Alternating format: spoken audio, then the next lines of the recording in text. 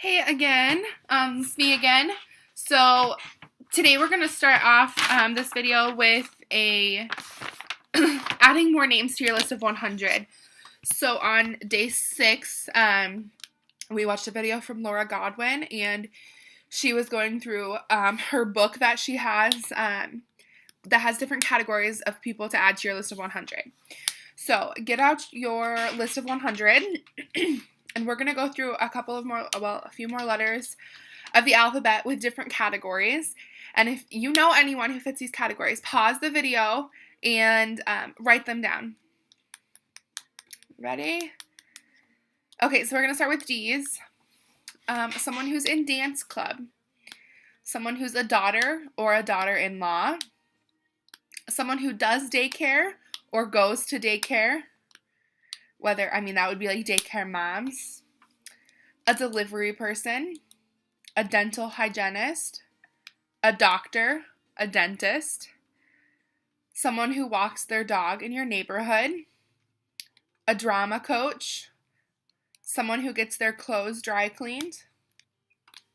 Okay, on to E's. Someone from your email list, an empty nester, someone who is engaged, an ex-neighbor or an ex-coworker. On to F's. Facebook friends. Guys, go through your Facebook friend list. Seriously, do that. That's where I got all of my list of 100 from. Do that. Fast food workers, a father, a first-time homeowner, a fitness coach, a flight attendant, a football mom, a former customer or a former consultant, former host, a friendly person, a fun person, someone who's on a fundraising committee. G's, a gardener, a golfer, grandparents, someone that you see at the grocery store, someone from a guest list. So like if you invite people to like a graduation or birthday parties, cookouts, baby showers, things like that. Someone who goes to the gym. H's, this will be our last letter. Your hairdresser or someone who is a hairdresser. A happy person. A hard worker. Someone you know from high school. A hotel receptionist, a house sitter or a housekeeper, someone who works with your husband. So remember, as I'm going through that, make sure you go back, and if someone comes to your mind, write it down right away, and go back through and listen to them. Make sure you pause the video if you need to have more time to write things down. And then also remember that all of these people that you're adding to your list will serve different purposes for helping you expand your business. Whether they're potential hosts, potential recruits, or loyal customers, they're all going to help you build your business in some form. So today we're going to repeat one of our previous assignments of finding 10 people on your list and asking them to book a party with you. Remind them that it doesn't have to be anything fancy. It can be a basket party or an online party or any type of party. So I wanted to show you guys some of like what my setup is for my parties. So I keep 3 mini tester sets on hand for every catalog. But there are some months where I have, like 7 basket parties. So I sometimes split up the testers, or I might not give a host a tester if they want to just do a catalog party. So sometimes if people just want to do a catalog party or I don't have testers, I'll just give them one of these envelopes. This is a previous planning packet from, sorry, I'm backwards on the computer. It's an old one from a previous consultant who was a consultant a few years ago that gave it to me when I joined. So I just wanted to show you guys what I have inside of it as well. This is actually one that's going out to someone soon.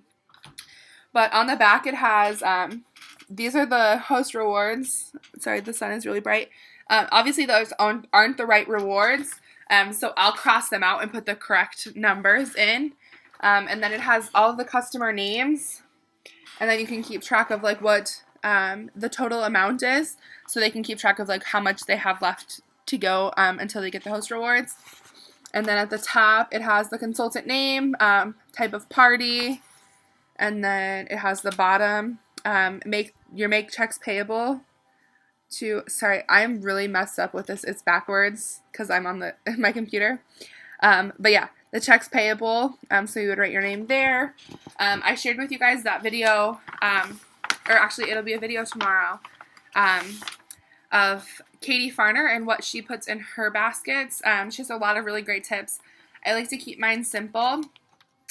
So order forms, obviously, I do put in one order form that is partially filled out, and I highlight what they need to fill in. So if I want them to put, like, I always get addresses, phone numbers, and emails, and then that way I can follow up, I can send samples, I can send thank yous, that type of thing.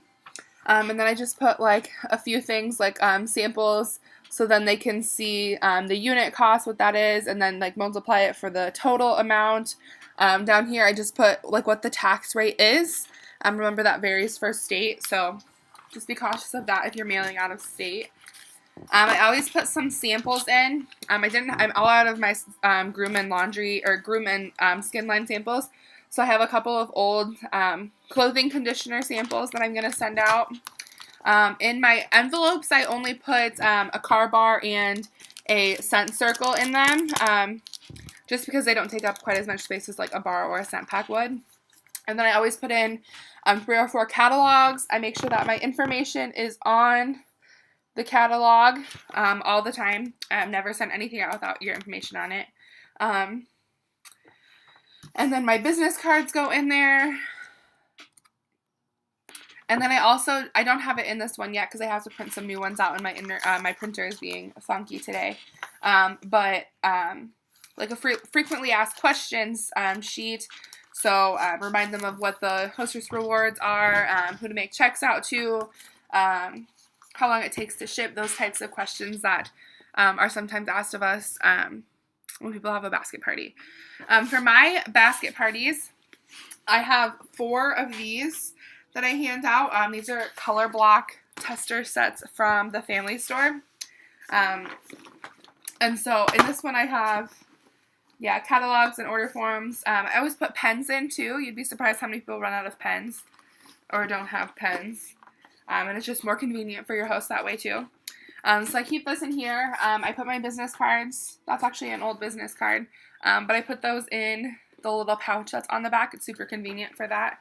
And there's also another little pocket here if you want to put samples or anything like that in there. I think a catalog might even fit in there. And then the whole scent tester kit. This is actually one of the old scent testers. So it's not actually going out, but I just had it sitting in the bag. So I thought I would show you guys. I also put in the big bags. I'll put in like a bar, a scent pack, a room spray, car bar, so they can see the size differences and the packaging, and then other samples, like if I have scent of the month samples made up, I'll add those as well. So yeah, I like to keep mine simple. Like was said in a previous video, it's how you want to do it. That's the way you should do it. There's no right answer or wrong answer on how to do your basket parties. So, I hope this video has helped you guys a little bit with adding more names to your list of 100, and hopefully everybody has reached 100, or even more than 100. Remember, you don't have to stop at 100. Keep adding those names so you continue having more resources for every new month. So our assignment for today is going to be to reach out to 10 more people on your list and ask them to do a party. Yeah, and I want all of you to book a party. Yeah, everyone should book at least one basket party for this month. And I want you to comment below, just like ding or hey, I booked a party, so then we can support you and congratulate you on booking a party. But it is a mandatory assignment to book a book a basket party, and it cannot be one that you've already booked. So we're booking new parties. I'll put some more sample messages below in this post so that you guys can see how I would go about it, and hopefully you guys can book a party that way. Make sure to like the post when you're finished watching the video, and I can't wait to see how many of you guys book parties.